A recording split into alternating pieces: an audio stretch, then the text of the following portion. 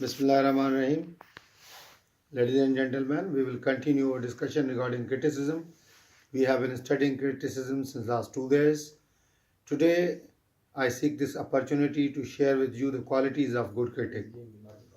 Now, the criticism is the difficult and a very technical field in terms of literature.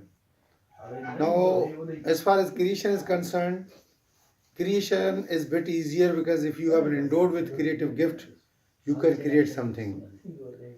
But criticism requires a lot of study, a lot of intellect, a lot of knowledge, a lot of theoretical framework, expertise in the field, knowledge of the subject. So criticism is not to be done by everyone.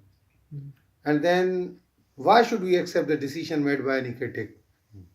So whenever we go through any work of criticism, we first of all try to construct a belief. We try to find that either the critic is valuable and is believable, can we trust him or not, either the critic is trustworthy or not.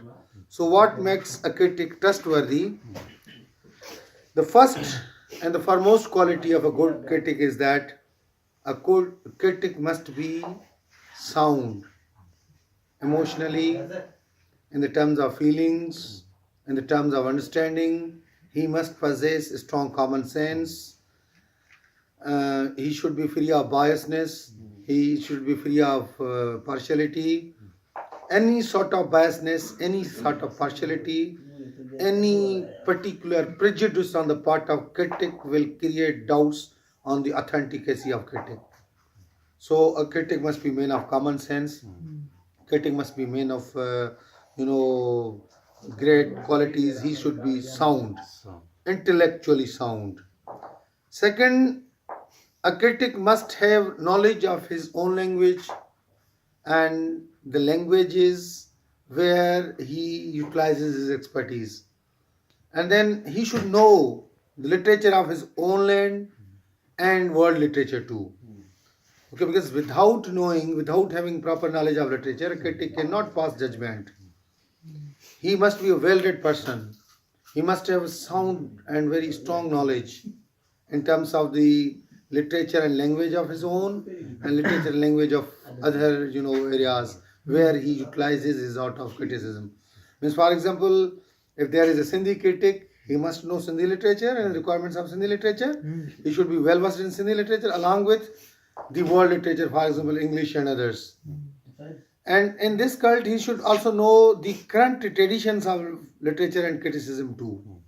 Means little knowledge is always dangerous. So little knowledge on the part of criticism make him a faulty critic. A critic must be a well-read man. Thirdly, the critic must be well trained in the field of criticism. Means, for example, we have a guy who is well versed in literature. It is not necessarily for him to be a critic because criticism is a different field. To be good in knowledge, to be good in literature doesn't award you certificate to be a critic. It doesn't allow you to criticize because criticism is quite different from creation. So a critic should be trained as a critic. He must have exercise of criticism and then his criticism must be accepted and it should be acceptable.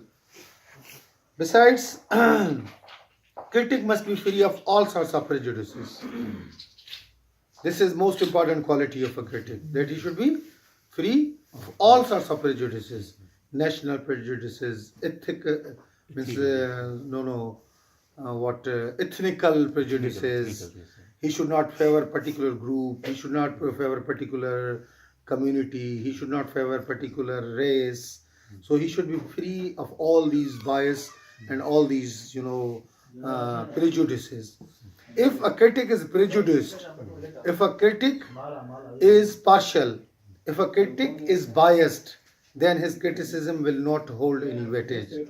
A critic have to be very much careful in this regard. This makes criticism the most difficult task because a person can be biased in one way or other. So sacrificing biasness, sacrificing partiality, that is a very tough job on the part of critic. And then critic must have imaginative sympathy. Critic must recognize the greatness of the writers, greatness of the authors. His task is not to find faults alone. He have to show sympathy with the writers, because the writers have written something out of creative imagination. And if critic is not aware of this creative imagination, if critic can't understand the worth of imagination, how comes it possible that he would criticize it? So, following the rules and regulation, critic must be careful and must show sympathy with the writers. That writer has written all these things under certain circumstances, under certain values, under certain banners. There might be certain compulsions for a writer too. So, this makes criticism again a difficult task, and it is one of the quality of a critic that a critic should show sympathy for the writers. And besides, another important quality on the part of critic, let me say, is that a critic must have strong knowledge of human psychology, because we know that literature is the interpretation of life. Different writers interpret life in different ways. If critic is not aware of human life, and even in human life, especially psychology, then his task is incomplete.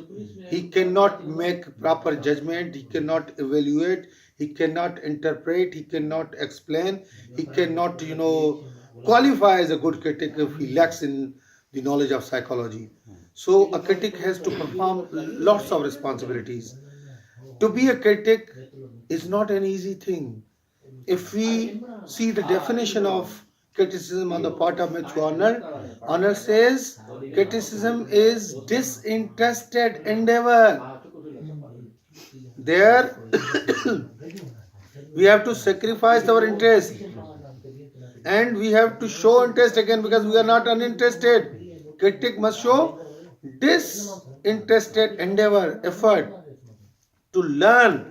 What Matthew says, that he first needs to learn himself and then propagate what is best that is known in the world. So criticism is a difficult task. It is very tough task. To be a critic is to pass judgment, and passing judgment on anything is not easier. But once you qualify as a critic, it is a great achievement on your part. This is what that is always welcome in literature. A critic enjoys great reputation. Critic enjoys the same reputation as a creator. For example, we cannot forget the lessons of T.S. Eliot, Matthew Arnold, Aristotle, Plato, Dryden. All these, as a critic, have great and remarkable contribution in literature. So these are a few things that critics must know, and these are the qualifications of critic. I hope that I have made the point clear, and viewers might be enjoying this. Thank you very much for watching this video. I thank you all for your watching.